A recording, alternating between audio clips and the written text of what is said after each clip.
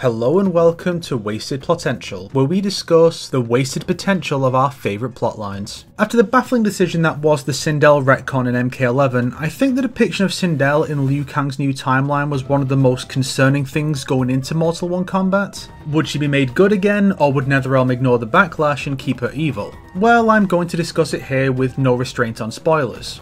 The story depicts Sindel as the Empress of Outworld following the death of Jared, which is brought up and not explained. We'll probably have to wait for Ermac's ending for that. How exactly Outworld is an empire here is not explained in the story mode either. Sindel hosts the tournaments in Outworld and is prepared to go to war with Liu Kang if the lies she's been told by Shang Tsung prove true.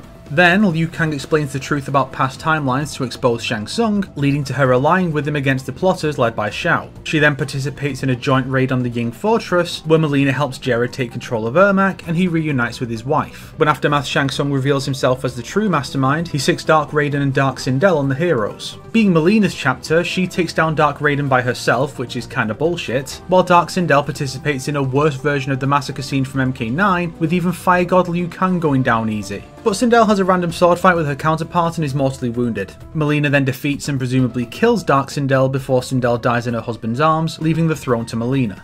Now, Sindel's story itself is fine. Her personality is effectively a blend of the two prior takes. She's a lot more stern than we've seen with previous good Sindels, but she is dealing with a lot between Shao pushing for war, Mileena's infection, tensions with Earthrealm, etc. So her darker personality makes sense given the context. My issue is with the finale to her story. If it were me, I'd swap Sindel and Mileena's chapters around. They're already consecutive chapters and prominently feature both characters, so little would change from the switch around. Now Mileena is the one who must save her mother and sister from imprisonment inside the amulet, working with Tanya to drive out the traitors. This changes the conflict from Sindel defeating Shao, who probably killed her husband, to the clash of the two potential successors to Sindel. It also serves as a metatextual conclusion to Mileena's growing ambitions over the course of the franchise, from taking the throne and immediately returning it to Shao Kahn in her Armageddon bio, to ascending the throne and dealing with rebels and usurpers in MKX, to now ousting Shao herself and dealing with a treacherous Rain whose betrayal she never learned about in MKX. This then brings us to Sindel taking Mileena's chapter. Sindel is now the one to fight Ermac and restore Jared. This is important because the two barely get a chance to interact in this game, with the focus being on him and Mileena.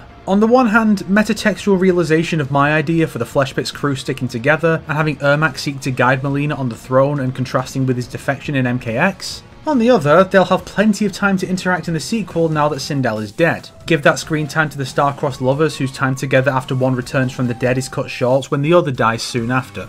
That done, they head inside and Mileena still pulls her gambit, but with a point made of Sindel allowing it to contrast her earlier refusal to let Mileena fight in the tournament or against Li Mei. Sindel now fights with Jared as her assist, fighting the two sorcerers that have resurrected and enslaved her in past timelines. Then she fights Dark Raiden alongside Liu Kang. These two matching Raiden's power is reasonable, unlike Mileena, and it allows Liu Kang to feel responsible for this Raiden's existence as he results from Shang Tsung's victory in Aftermath. Sindel helps him put his demons to rest. And finally, the Dark Sindel fight. This now serves as a metaphor for the conflict between Sindel and Twindel. Our Sindel, the real Sindel, is fighting her evil counterpart from Aftermath. An acknowledgement that the retcon was a bad idea and that the real Sindel is here to stay.